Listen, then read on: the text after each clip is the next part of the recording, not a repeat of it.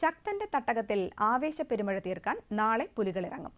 ഇന്ന് രാവിലെ മുതൽ പുലിക്കളി സംഘങ്ങൾ ചായം അരച്ച് തയ്യാറാക്കുന്ന തിരക്കിലേക്ക് കടന്നു. അയ്യന്തോൾ ദേശത്തിന്റെ 51 പുലികളെ നയിക്കുന്നത് ആരാധ്യ എന്ന 10 വയസ്സുകാരിയാണ്.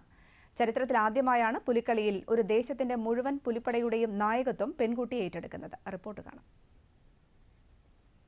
നാലോണ നാളിൽ സ്വരാജ് റൗണ്ടിൽ കുലുങ്ങിച്ചിരിച്ച് ചുവടുവെക്കുന്ന വിശ്വപ്രസിദ്ധമായ തൃശൂർ പുലിക്കളിയിൽ ഇക്കുറി പുതിയൊരു ചരിത്രമാണ് കുറിക്കപ്പെടുന്നത്. കഴിഞ്ഞ 16 വർഷമായി അയ്യന്തോളിനായി പുലിവേഷം കിട്ടുന്ന അച്ഛൻ രമേശിന്റെ ശിക്ഷണത്തിലാണ് ആരാധ്യ ചുവടുകൾ അഭ്യസിച്ചത്.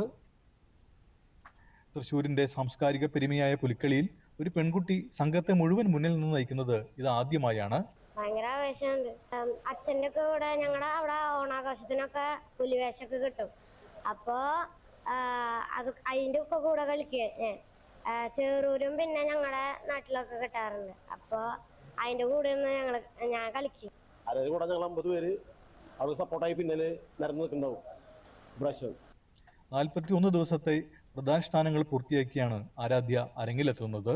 നാളുകൾ നീണ്ട ചിട്ടയായ പരിശീലനത്തോടെയാണ് ആരാധ്യ അയ്യന്തോൾ ദേശത്തെ നയിക്കാൻ പോകുന്നത് എന്ന് അയ്യന്തോൾ ദേശം പ്രസിഡന്റ് റോബ്സൺ പോൾ പറഞ്ഞു.